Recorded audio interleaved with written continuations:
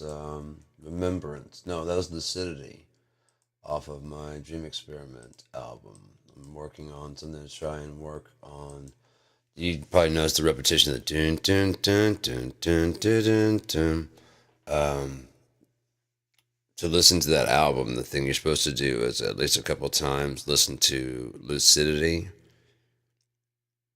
by itself. It's a good like 60-minute song, I believe, and just listen to that note repeating and kind of keep your eyes closed and think the whole time. When I hear this, I'm asleep. Don't freak out, but you're asleep. You're hearing this noise. You're asleep, and you keep repeating that to yourself as you keep listening to that song.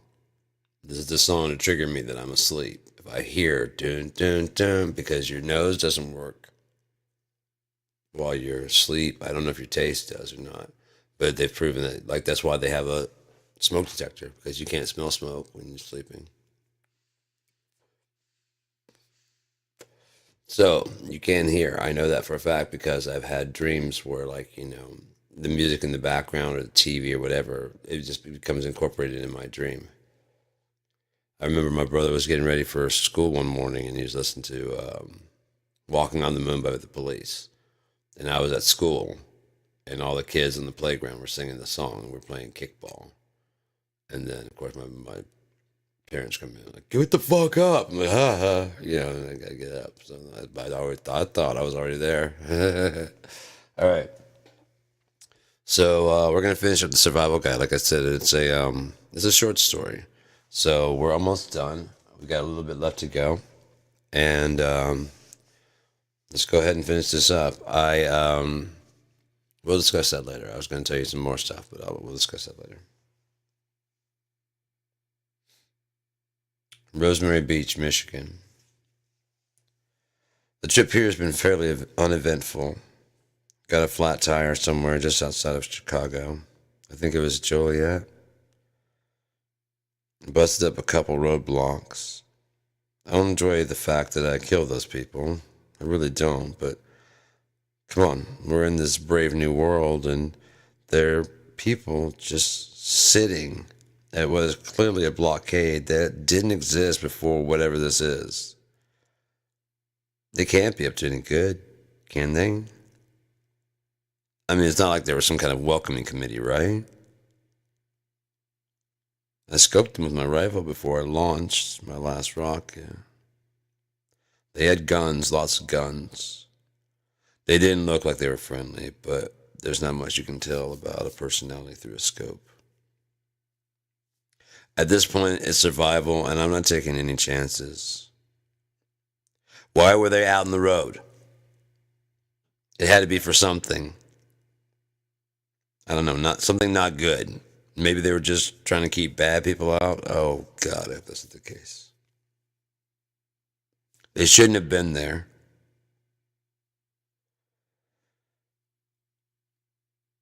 So, are you asking yourself why was there no stop in Rosemary Beach? Only signs saying don't stop and JB went this way? If you're reading this, then you clearly saw the signs. I spray painted and hopefully you didn't stop. If you did, then you are dumb.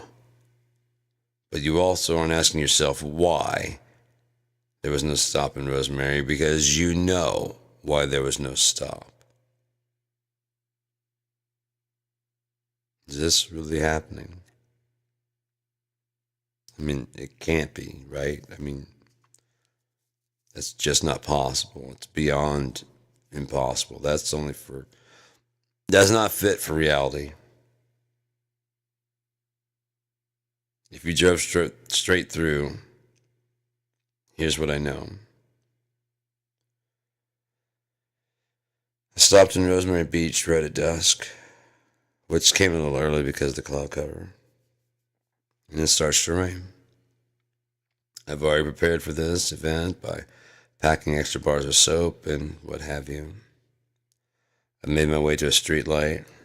Must have been solar or the grid's still up.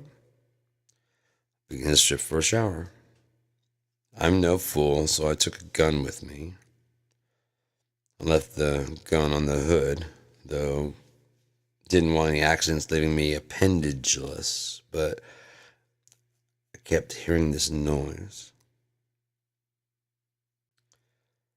First, I dismissed it as paranoia, but it just sat back there, behind me. I thought it might have been a motor humming, but it didn't get loud or fast enough to be a motor, nor was it consistent like a motor. And then, right as I finished washing off the soap, I hear the unmistakableness of the footsteps. Of course, I assumed raiders, pitifully trying to be sneaky.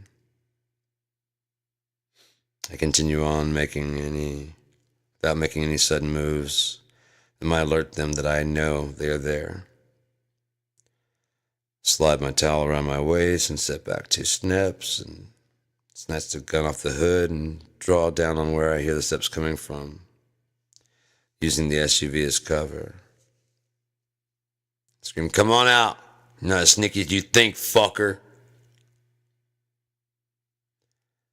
And then he steps into the pinkish orange light. The bed source. That's how I knew. If it weren't for that, I might not have been able to put it together so fast. May not have gotten away. In case you're dense and can't figure out what I'm saying, they're waking up. I noticed it in Rock Springs before the airport people ruined my remaining faith in humanity while picking through some windows looking for supplies to permanently borrow. I noticed that some of the bodies weren't bloating or decaying like the rest. Figured it had to do with the difference in the weather or power being on longer, which would have kept the climate control on longer. I just didn't want to believe. It's not possible, right? Well, apparently it is. I go back to the car and cranked on the headlights, and there were dozens of them. I can only imagine what's going on in huge cities. Are all of them waking up? Even the ones that bloated and burst? What the fuck is going on? This is going to be my last writing, I think. I really doubt I'll have time between here and Traverse to stop and write. And with this recent turn of events, I doubt I will want to. If I get to Traverse and it doesn't seem like a good hold up, I'll leave a note letting you know where I am. Also, if I set up camp, I'll leave a note letting you know where that is as well. Look down by the bay. There are some fairly large highway signs. So I imagine there will be somewhere I'll leave my initials, like always. Good luck to you. Don't stop unless you have to. As always, if you're reading this, put it back where you found it.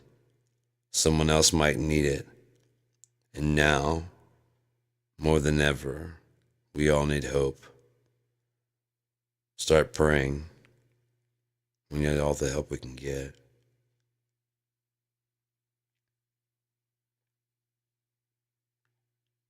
Traverse City, Michigan. Okay, this won't be long. They are awake here too. Fortunately, the population here was never huge, so we may stand a chance. I haven't found survivors yet, but I've only been here for a few hours. I found a little home. If you've been following these letters, then you should be able to figure out where. I'll give you a few hints. It's not downtown. It's on the corner of a major intersection. If you need further details and instructions, tune your CB to channel 40. I'll be waiting. I doubt you're coming.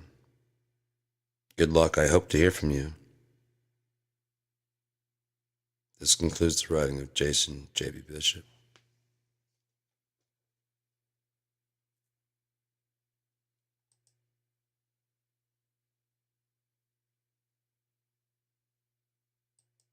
All right, so that's the end of that part of there. From that point on, it switches over from a journal to telling what happens with the survivors who did find the survival guide. It goes into a regular book. The first chapter is called "It's Beautiful Here." I can read it if anyone wants to. I'm sure I got time. Why not? It's beautiful here. It had been silent for weeks. The bank was fortified, but utterly lonely. Survival only seems worth it when you have something to look forward to. Jason was quickly realizing what it must have been like for any person lost at sea, except instead of water all around, he saw soulless bodies. They walked during the day, aimlessly wandering, their bodies covered in bed sores. He wondered where they thought they were going, or did they think at all, besides their want of food. Did they even think, man, I'm hungry, or were they simply just driven on pure instinct? The rain didn't faze them. It had rained 3 times in the last week, and they still came out in flocks. There seemed to be no memory of who they were at all. They didn't blink or bat an eye as the rain poured down their faces. They just stammered on down the road, looking for something new to put in their mouths. "JB," the static-ridden male voice came over the CB. Then there was a pause that seemed to last forever. "JB, can you hear me?" "I think it's 'do you copy,'" a woman's voice faintly said in the background. "Okay, fine. JB, do you copy? JB, are you there? Do you copy?" Jason was in a daze. He'd heard them the first time, but he just stood there in disbelief. Surely this was a dream, a coding-induced dream. There had been silence for a week, and now a voice was squawking at him through the CB that he'd almost thrown away a couple days prior. "I read you. Don't worry about getting the codes and calls perfect. It's just damn good to hear somebody out there," Jason gushed. "Oh, it's really fucking him. He's still alive," the voice confirmed to the other survivors. "JB, where are you? We know you're in a bank, but we can't figure out which one. I'm at..." He stopped. It was too perfect. More people. How'd they know about the bank? Maybe they've been following behind him this whole time. What if they weren't friends? What if they were raiders?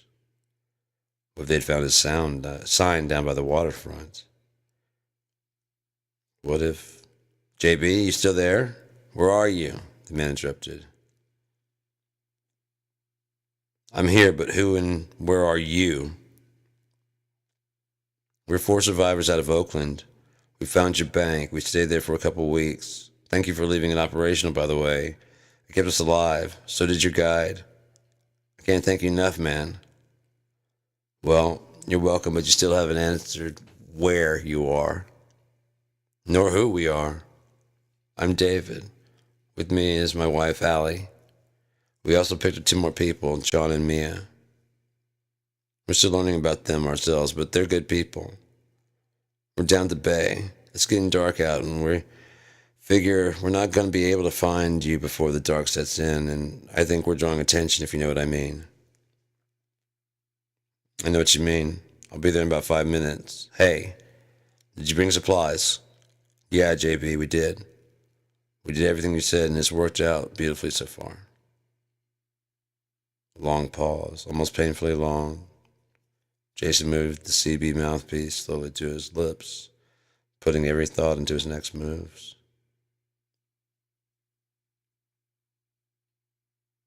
"Have all of your hands in the air when I see you, or I will shoot over." And he shut the radio off. He tried to hold back the joy, the tears, the worry. How can someone feel so much emotion in 1 second? His hands trembled as he started the car, even more so as he loaded his shotgun and pistols. He brought some of his best snacks and beverages in case the weapons were overkill. After all, if he didn't need to kill anyone, it was cause for tremendous celebration.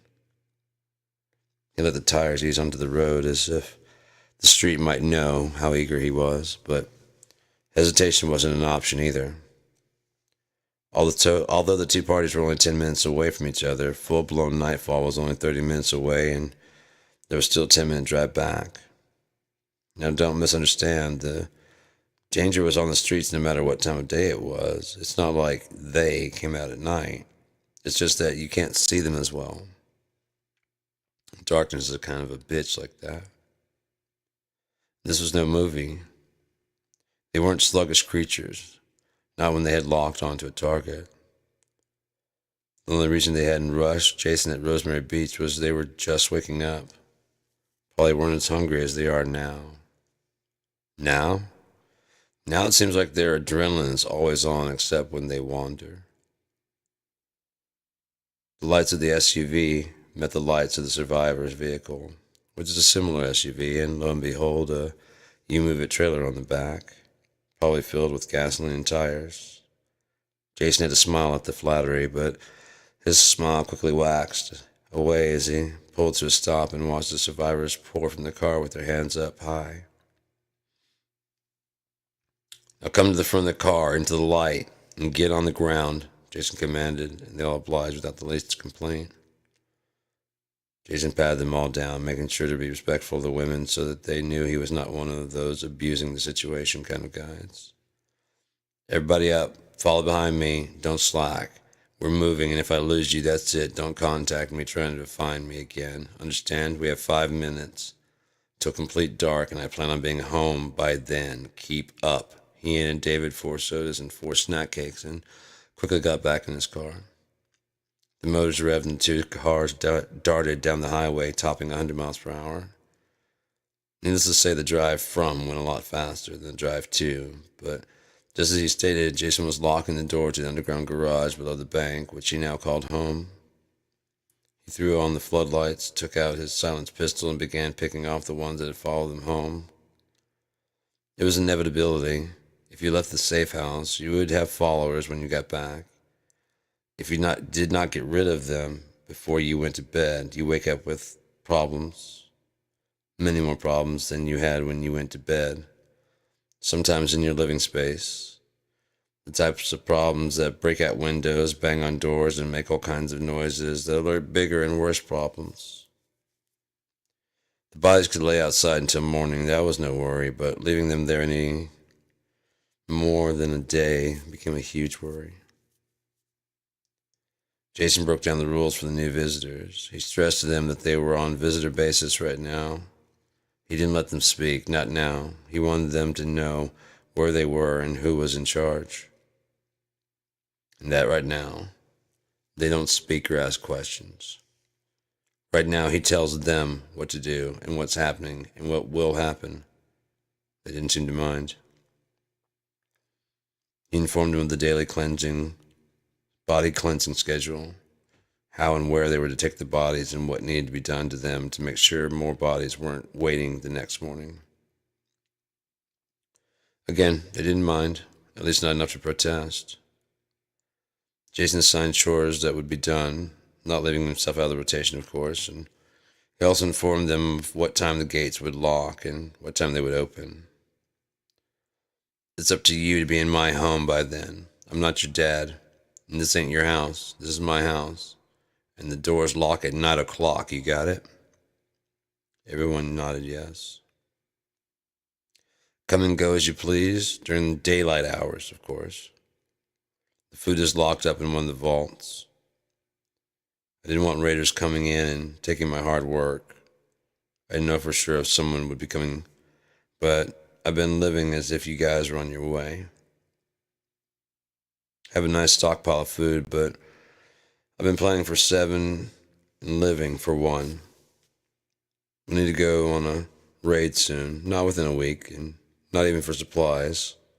I need to show you where everything, again, no rush, but something to keep in mind while you're out and about. Everything you bring here makes it easy for our current supplies. You guys look tired. Get some sleep. I'll answer what questions I can tomorrow. Is anyone hungry?" Mia raised her hand, and David as well. And soon enough, all of them had their hands in the air. It was kind of cute to Jason to see how these 30-somethings, roughly his own age, had been reverted to elementary school behavior thanks to this crisis. "If you're anything like me, you pack pretty much nothing but sweets for the 3-day trip, yeah?" They all laughed and nodded. Well, prepare yourselves. I'm about to become your most favorite person in the whole fucking world. Jason walked away into the darkness behind the service counter. He'd done his best to make the place more homelike. You really never would have guessed that the lobby was once a bank, except for the counters. They were kind of a dead giveaway. He cleared everything out of the floor area and made a huge welcoming living room. Jason had made a few runs to the local hardware store and erected makeshift rooms. There was just so much floor space. He had to do something or else it would have felt like he was living in a bank. He had even gone so far, the survivors would soon learn, to their utter delight, that he had gone to the local electronics store and gotten a projector and enough screen material to build a 300-inch high-definition movie screen onto the wall that once housed an enormous picture of the bank's founder. The picture, tragically and mysteriously, became firewood somehow. Still haven't figured that one out. Jason returned from the kitchen vault with fresh bread and tuna fish. Oh my God. I used to think that these individuals serving ready to make tuna in a pouch with the mayonnaise and you don't have to refrigerate were the stupidest, laziest thing in the world, but now, oh Charlie, I could kiss you, John beamed as he tore feverishly into the packaging. And yes, JB, you are my favorite person in the entirety of the world. Told you. How'd you get fresh bread? Asked me, a mouthful of what can only be described as sheer happiness. Bread maker, my dear, bread maker. I just mix the ingredients and stick it in the box for about half an hour. I have a lot more if you guys are hungry, so eat up. Seriously, JB, said David. Jason, my name is Jason Bishop. You don't have to call me JB if you don't want to. Seriously, Mr. Bishop, thank you for everything, David quickly said, looking away in humbled embarrassment and took a huge bite of his sandwich. Yes, thank you, they all slowly chimed in. A little watery in the eye, Jason looked away, stood up and said, hey, check this out. This ought to give you back some peace, a little tasted before, and he turned on the projector. At first they were excited, but they began to look worried. Won't all that light attract them? No, I've blackened out all the windows besides the skylights, and here, hand each of them a pair of headphones.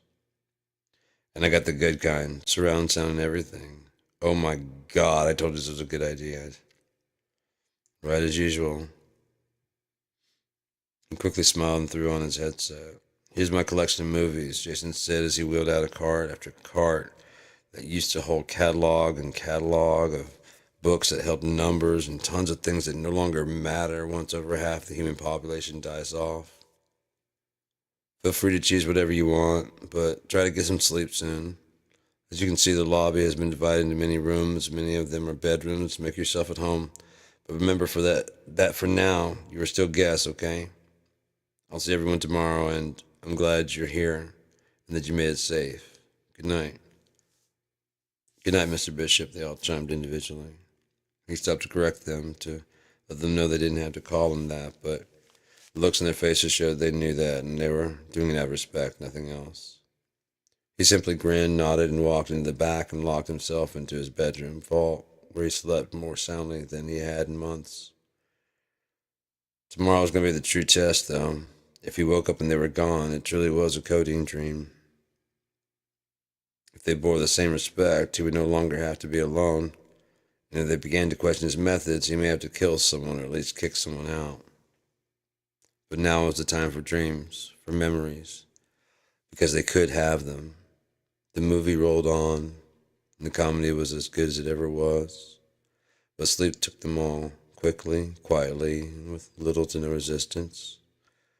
The glimmer of the screen illuminating them as they all breathed that sigh we all wished we could, knowing our journey was at last over.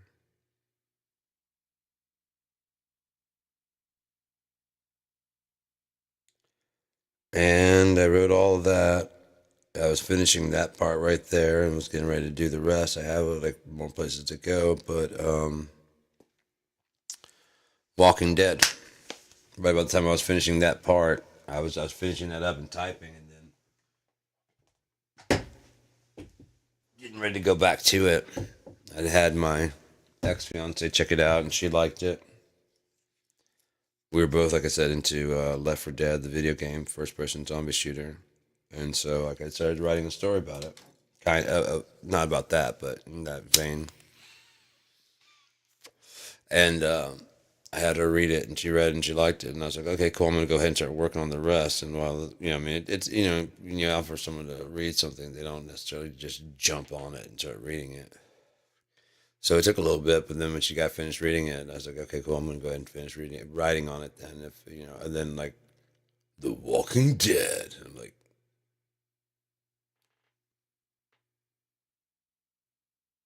okay, well, I'm gonna have to at least pause writing this and see what's going on.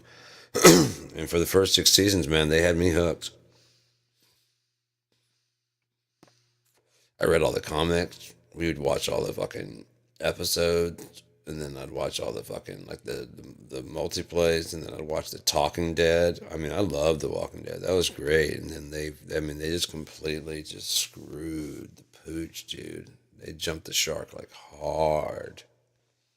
I mean, they should rename jumping the shark to killing the Glen. You killed the Glen, dude. There was just a no-no. You shouldn't have done that. Or you should have picked one or the other, you know? And or if you're going to kill both of them, move Abraham because he roll back the claw. It doesn't make any sense that Morgan would be. I mean, I haven't watched Fear the Walking Dead, but it doesn't make any sense that Morgan would be there. It does make sense that Abraham would be, right?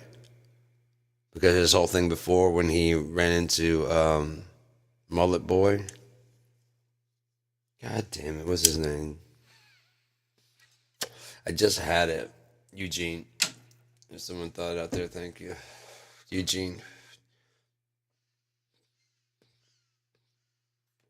They could show like his whole military service before that, like how he got to be where he met Eugene. You know what I mean? Like how like it could his storyline could break off where he's heading off with his wife and his kids, and then he has to murder those people, and then his wife and kids freak out because he did what you have to do in this world to survive and to keep them safe. And while he's asleep, they're like, "This guy's an animal." I'm like, "Yeah, yeah, he is." But he's your animal. That's the difference. You understand? That's the difference. He's your animal. He's not the companies. He's not militaries or whatever. He did that to make sure you're okay. Not like he enjoyed it. I like having interesting and complicated characters, and that's one thing I didn't. I can honestly say when I first started writing on the Underwoods way long time ago, it was a different story entirely called A New Beginning, and that story I like the concept of it, but it mishmashed a bunch of stuff that I've since broken up into stories that make more sense and whatever. But the original story for Shuna Mazine, he was kind of like a typical beginner writer's hero in a story. No flaws. He's blah blah blah blah. And what the fuck did I know? I was like what, seventh grade when I wrote that shit. But the story was that the king of this area, in which I'm going to go ahead and finish the story. So I'm not going to tell everything, but I'll tell the basics of the story. The king, this is back in the first era when a lot of the problems were still there. The end of the second era did bring an end to a lot of the problems. But nepotism was a big thing in the first era, and also sexism and racism amongst humans. They hadn't yet really met the other races of Unia to know that whatever, and those races were unified. So the humans then said, okay, look, we gotta at least unify, and so that ended that. when the end of the second era, the women wanted to help, and there was so much destruction to help. Whatever, they became strong, and you know, they no longer they wanted to become part of the Fighters Guild, and they were able to keep up, and you know what I mean. And so yeah, that whole like, oh, I've actually dropped frames, huh? 2%, 35 minutes. That's not bad. Um, but before that, back in the story that I was working on in the first era, that was still existing, and this is like long, long before the end. And there's a king. He has a daughter, but he has no son, and he fears that his people. He knows he's dying, and he fears his people won't follow a woman.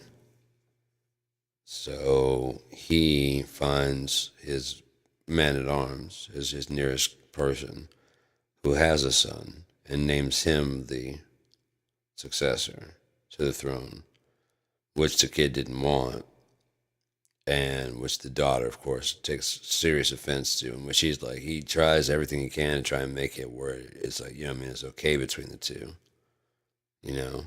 Like, look, let's get married. That way you'll be the queen, but you don't have to do nothing with me. I mean, you can have all the people. Just don't like really rub it in people's faces so that they're not making fun of me. You know what I mean? Just I'll have mine, you have yours, and it's just if it gets out, it's just known that it's good to be the king. You know what I mean? Uh,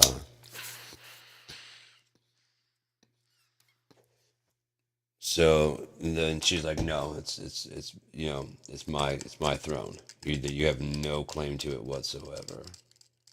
Nepotistic."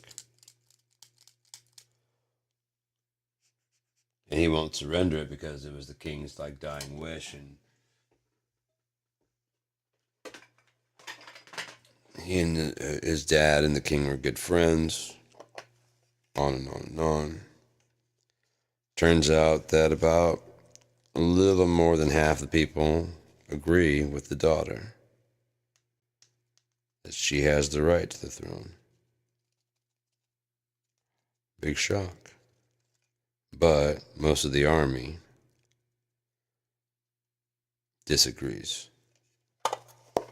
So she has the people and some of the army.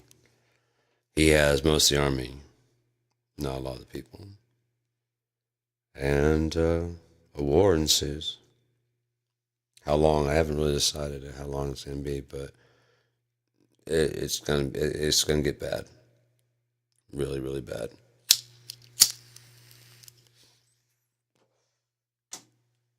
Now, The Keep Christerian is a book that I wrote.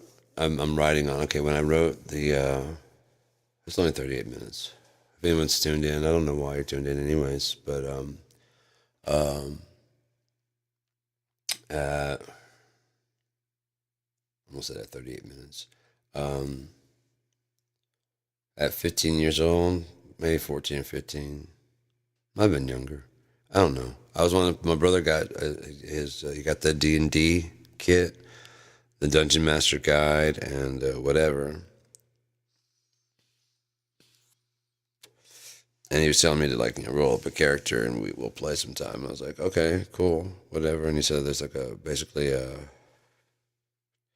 solo campaign at the beginning, and I didn't know anything about Dungeons and Dragons other than like I'd seen some stuff on the news talking about people like killing other people and the possibility of it being satanic and shit like that. But I mean, it's not like I really worry about that. It's just that's all I'd heard. I really didn't know anything about it. Well, some people were saying it's satanic. Other people were saying that these kids just got a little too into the game. I could understand both viewpoints at that age because I really hadn't, whatever. So, I rolled my character. I'm getting ready to make my character, and you pick your class. It's going through explaining all this stuff and says, there's a fighter. I was about to pick fighter.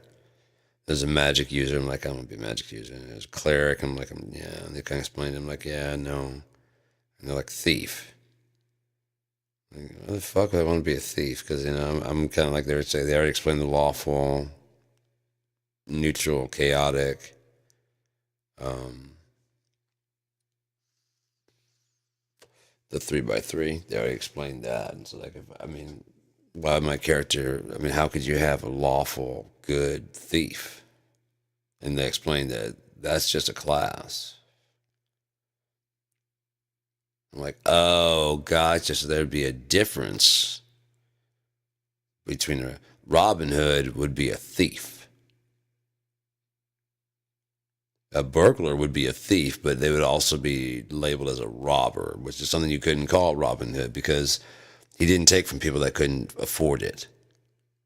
You see how the robber and thief has kind of come together? You know what I mean? So, yeah. And from that point on, I kind of became obsessed with the nuance of that type of stuff. The wording of things. And so I kept going, and I did the whole campaign. I made sure that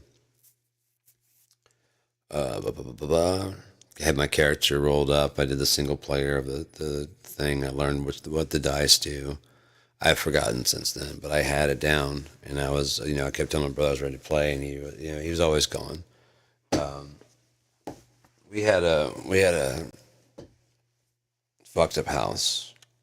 Our dad was not the best person, and so he tried to stay gone as much as possible. Understandable, but yeah, I couldn't go anywhere, and he sure didn't want me to hanging out with any of his friends or anything like that. Which is, I'm a younger brother. That's just kind of lame for your younger brother to be hanging out with you and shit. Whatever. So I just mainly stayed home. But like Dungeons and Dragons would have been like a perfect thing to eat up a shit ton of time. And so when he was around, he really didn't want to play either. So I was like, well, maybe if I'm learn how to be a dungeon master, you know what I mean, and actually create a dungeon that way. You know what I mean? I'll be the host basically, and he can. Then we're playing, but then maybe the next time he'll be dungeon master and I can be the player, and back and forth, and maybe honestly I've always looked up to my brother and was hoping that we would work on music and stuff, but he just really has had no interest in being around me for most of my life, really. No one has to, you know what I mean? Even my own parents don't have to want that. I'm not blaming anybody. I'm just talking truth, man. There's no harm in that, right? Just telling the truth. He never really had any interest in hanging out with me, which is fine, whatever. But the first thing I did, I started looking up all these different things, and I realized I needed a place to set it, and I didn't want a huge whatever. So I pictured this like a castle, and I started reading into different things in the world, and they're keep and castle, and all the different little parts of the castle and stuff like that, and whatever. And I don't know. I was like, it would be kind of cool to have a mage tower that was in this castle, and the mage was actually in control of this, not the king. That's right. I needed a name to go for it, and just Christarian. And then it's the keep Christarian. Oh shit, yeah, I like that. I don't know, I just like that, and that has been with me since 14, 15. And I've been working on it because I never got to play and run the campaign that I had in my head. I never got to play it. I never got, even though I kind of laid out some of the map and stuff on graph paper like you do with D&D. I never actually got to play the dungeon. So,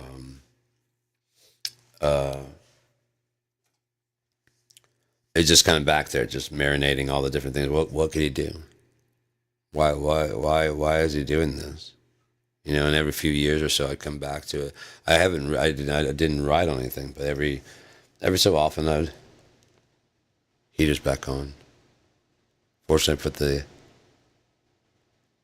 Yeah, I put the noise key down there so you can only hear it when I'm talking. Uh,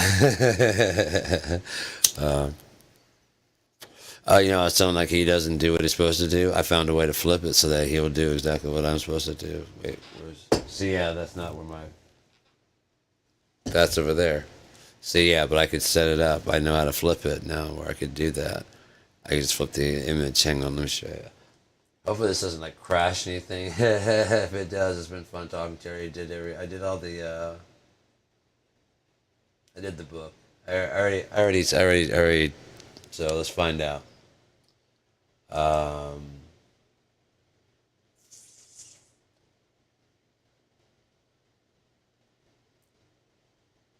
of course, it's probably not even here. I'm probably in a different location. View. No. Docs. No. Edit. There. Transform.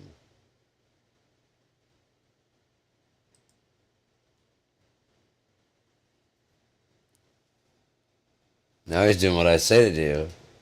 Now I like him. See, this is the hand I'm holding this in. Now he's a mirror. How you doing, buddy? Haven't seen you in a while. Your face looks incorrect again. Yeah? Me too. I've been broadcasting a lot too. What? No way, man. Me too. I've been doing the same thing. He's been driving me nuts. He won't do it. Yeah, yeah, you do the thing, right? Yeah, but it does. I had something on my shirt. It wouldn't read right.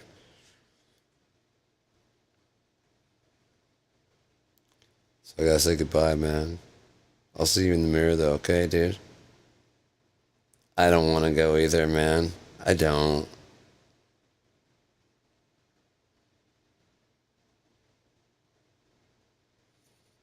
We can hang out for a little bit. We'll talk about Christarian for a little bit, and then I'll send you back to the mirror dimension. So now when I point at my drum set, it's over there. When I point at the posters and shit over there. When I point at my guitar, it's over there. Point at the microphone's right there. Point at my cup, it's over there. Point at the posters up there. Point at my guitar, it's back there. I was hoping I could do it, but I didn't. I know I went the right direction. Looks like I'm wearing a turtleneck when I do that, doesn't it? Like I'm a bit. I was walking down a long, dark road, heading nowhere fast. Ah, shit. Fucking Carl.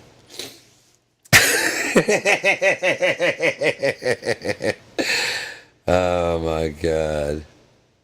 I'm trying not to like laugh. I mean, I've been trying to tone down my laugh a little bit, but like when I'm off camera or anything like that, I just let it go. But like when I'm on, it's disturbing how cackly it. It's getting weird. It's getting fucked up. All right, let's put this shit around for us. Something happens to us all. Bye, buddy. Bye. Okay, now we're back to Dookie Land, where this isn't the... See? He doesn't do it right. I don't like you, guy. Your face is on backwards and shit. Alright, so...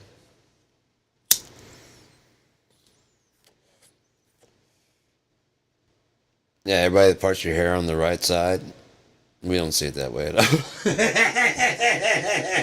Isn't that kind of funny? You spend all that time looking in the mirror, making sure you get your shit right, and it's left. It's kind of funny, all that vanity you put into making yourself look like just the shit. Unless you make that shit symmetrical as fuck. You just fucked your shit right out of a fucking sled. Right out of the sled, buddy. So, yeah. I think that's going to be it for this right now. The Keep Christarian became a much bigger book. So, The Robber and Thief is done. Survival Guide. I hope you enjoyed it. That's part four, the fourth part that tells the whole story of the survival guide so far. I've been thinking about going back to finish it up. I don't know if I will or not. Um, I've got lots to write. I know where the story goes from there. And I mean, I've got lots and lots of stuff to where the story goes from there. But, like I said, I just stopped when The Walking Dead, and when they shit the bed, I was like, I mean, you have to revisit that. And then, yeah. So, I don't know. There's just so much stuff I got to write about, so much stuff to do. I'm writing poems, I'm writing short stories, I'm doing artwork. Did I ever bring that? Oh, that put that on the other one out there in the living room. Um, it's the picture of the flutterby. It's not the original picture, but it's the one I shared on Facebook, and Ian James wrote me back, and it's like, man, we're on wavelengths or something, and it was a track called Flutterby. But the thing is, the picture wasn't just a picture. I put a poem up there called Flutterby, and as I listened to it, it was like they worked together. It was really cool. Let me see if I can pull some Ian James and Geardma. It's got the output, so I should.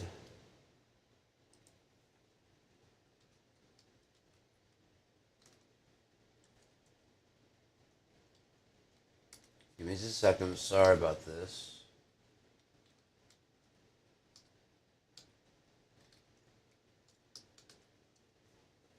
I didn't even think about this until just now. I forgot that I can do the output of whatever. So I could probably, there's a good possibility. Oh shit, I could even do that. So people submitting your shit, I could easily, if this works, because I have authorization to do this, because this is Blue Effects and I'm singing on this. So if this works, then anyone submitting to me to be on the DJ Funky stuff and or Sean Seems Stuck over on Blue Effects Records. I'm gonna be building that up soon. Monday I'll be doing the very first one here. It's gonna be DJ Funky stuff. Inaugural episode. I'm gonna have some music. It's not gonna be a ton, but I'll have some Ian James. I've got some. If this works, I'll have all access to all the Blue Effects guys. So let's go ahead and see if that works.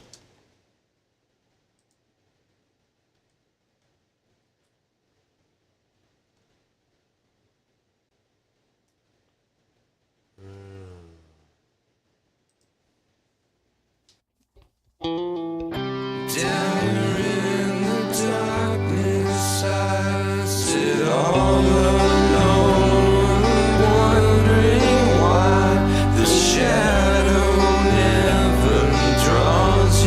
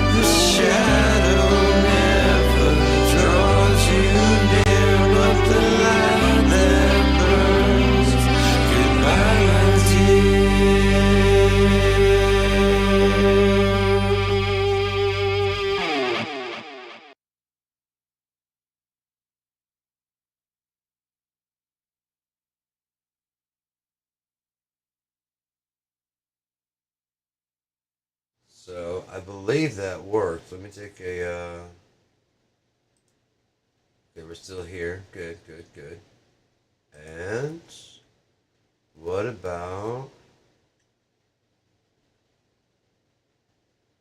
Hmm, so I could use all. I mean, these are all here. This would be awesome. So I could just easily pick from anything that's in the Blue Effects catalog. We got What's in the Fridge. We got Ian James. We got Pariah Jones. We got Wrong Path. More Pariah Jones. More Wrong Path. Geardma McKenna. Oris Artem 1 and Oris Artem 2. But that's Oris Artem 2 is coming out soon. So I'm going to be demoing some of the stuff that's going to be on there, but until it releases, I won't be playing any. It's coming soon, and after that, then whatever I'm authorized to play, whatever singles I'm authorized to play, I'll be playing. Um, as far as in the back catalog of Blue Effects, I'm looking over this. This is really impressive. Like we got Mike Langley, we got everybody here pretty much. I think this is everybody except for the new guys. So this is incredible. So yeah, this is great. I'll probably by playing it here, I would run out of number of plays I could use. But if I talk to Ian, perhaps he could give me a co management type thing where I could see the files and actually either download them, and that way they wouldn't be. It'd be a bit much for me to buy all these. And it's not that I wouldn't want to. It's just I don't have the cash. Um, God, this is crazy. This is so cool that I could do that. But I'm also thinking that I can talk to some of my favorite YouTubers and ask them if I could just play some of their stuff from there. I mean, that way they wouldn't have to send me anything. I'd have to get like a picture of them so that we could show them all. I would love to show their video and everything because I can play the video now. But anyways,